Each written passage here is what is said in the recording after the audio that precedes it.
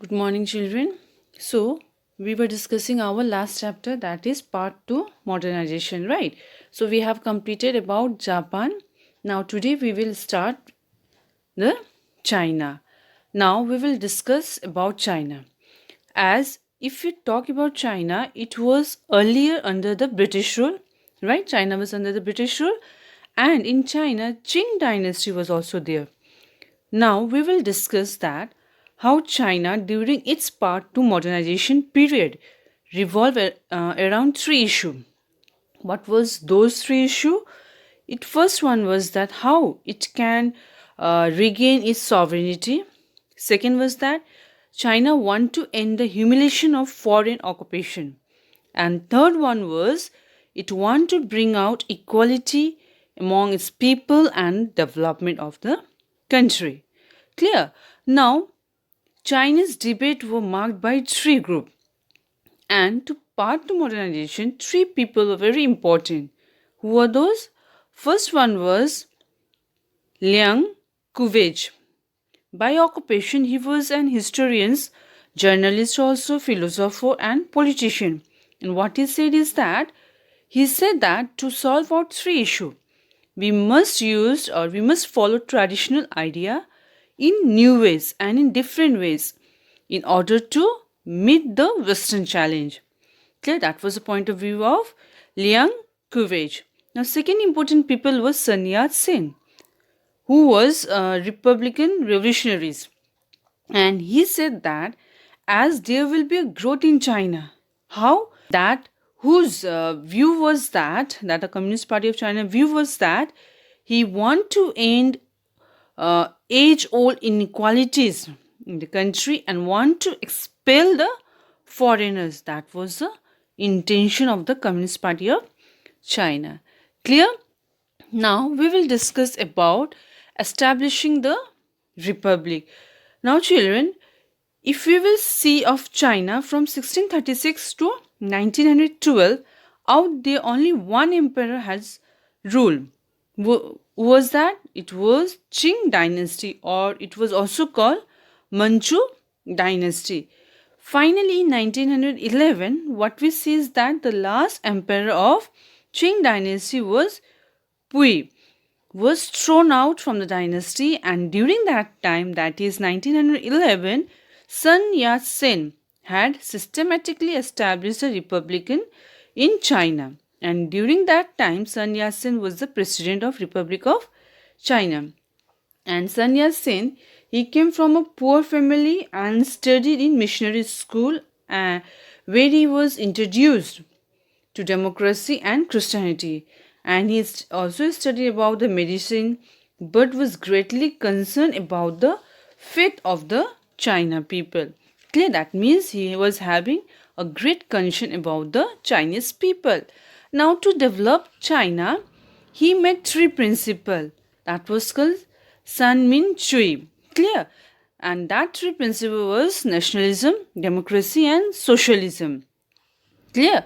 Now, this was what was the three principle? That was nationalism, which means overthrowing the Manchu dynasty, who was seen as a foreign dynasty, as well as overthrow the foreign imperialists. That was the first principle. Second was the democracy, or establishing democratic government, and third one was the socialism, that is socialism regulating capital and equalizing land holding. Clear? That is nationalism, democracy, and socialism. Through this revolutionary call for driving out the foreigners and to remove inequalities. Clear? That means nationalism, democracy, and socialism. Through this idea or through this principle, revolutionaries has called for driving out the foreigners who were controlling the country resources and to remove the inequalities. And when the inequalities will be removed, apart from that, it also motive was to reduce the poverty. Clear? Now, during that time, the great revolutionaries advocated reformers. Was there like they use what reform they did is that like use of a very simple language, abolish foot binding, and female subordination. Was that means female was also being given importance, inequalities in marriage, and economic development. This all reform was being done. Now, Sun Yat-sen idea was based on four great needs. What was those great needs?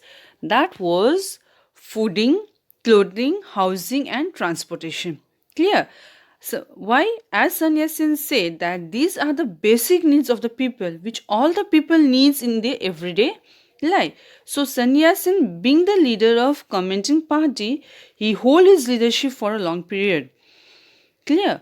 After his day, that is after the death of Sun Yat-sen, came the Chiang Kai-shek, clear, who emerged as a leader of the Kuomintang party, and he also did many new reforms, like he launched military campaigns to control the warlord and to eliminate the communist.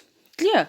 But he brought a new ideology, that is to focus on the woman for virtues, charities, appearance, speech, and work, and confined to the household. Clear? Apart from the military campaigns, what he did, he brought new ideology. That was, he has focused on the woman for virtues. That was charity, appearance, speech, and works. And also, how much that women were confined to the household activities. To that also he has seen. Now, but Chiang Kai-shek, he did mistake. What mistake he did? That is, Sun Yat-sen focused on the development of capital, that is economic, and equalizing the land. That means he has seen for the problem to solve out the problem which was going on to the land of the peasant. Clear? Whereas Chiang Kai-shek, he did not focus on all this matter. That is, he focused on the military orders only. He only has given his full intention for development of the military power, how to strengthen its military power, its army, rather than to focus on the problem of the peasant. Clear? That is, he did not see, he has overlooked, we can say, the problem of the peasant, what they were having on the land. Clear? So this was a major mistake which was been done by Chiang Kai-shek. That is, by not focusing on the problem of the peasant, which led to the fall of Chiang Kai-shek and Kuomintang party. Clear, children, about the establishing the republic? So in our next class, we will discuss about the rise of the Communist Party of China, as how the Kuomintang party has gone down and it has given rise to the Communist Party. Clear? So till then, go through your book. Thank you.